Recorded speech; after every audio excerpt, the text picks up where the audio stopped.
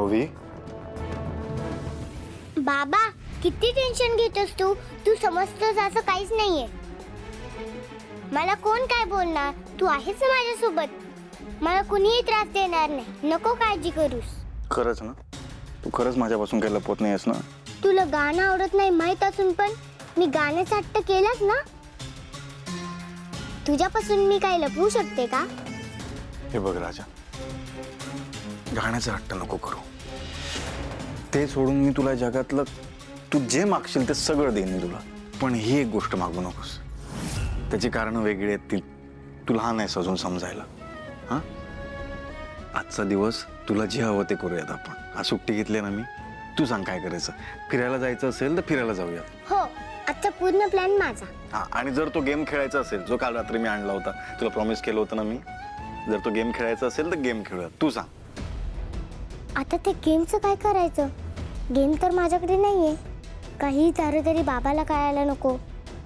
पण ऐक, त्याआधी आवरून ये तू, मग मला सांग काय करायचं ते. जा. ठीक आहे, आजचा पूर्ण प्लॅन माझाच आहे. जा जा, उठ लवकर पळ.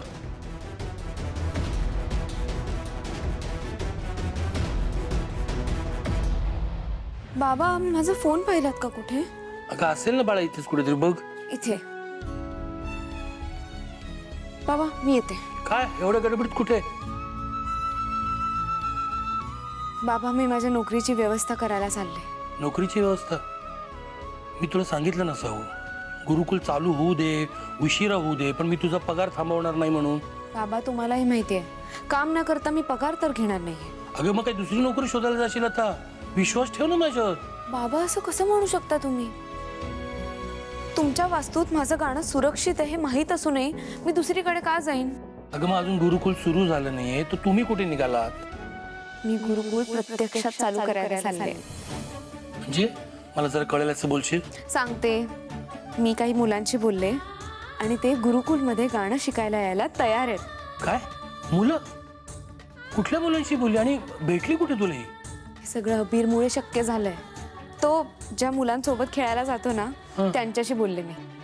त्यांच्या बोलण्यावरून मला हे कळलंय की त्यांना गाण्याची आवड आहे आणि त्यांना गाणं शिकायचंय. आता मी त्यांच्या पालकांशी बोलायला निघाले. जराही बदलली नाहीस साऊ तू. नाही म्हणजे तू एखादं काम हातात घेतलंस की तडीच नेल्याशिवाय काही गप्प बसत नाहीस. तुला तुझ्या कामात यश नक्की मिळेल. थँक्यू बाबा. आधी तो फक्त माझा स्वभाव होता, आताही माझी गरज आहे स्वतःला सिद्ध करण्याची आणि माझ्या सुरांना पुन्हा जिवंत करण्याची. आणि तुमचे आशीर्वाद आहेतच की माझ्या पाठीशी.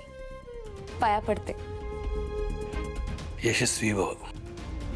येते बाबा. सावकाश जा. हो. अबीर. सावली तू परीस आहेस. सारंगला अजूनही कल्पना नाहीये की त्याने आयुष्यात काय गमावलंय. जेव्हा त्याला कळेल ना तेव्हा खूप उशीर झालेला असेल.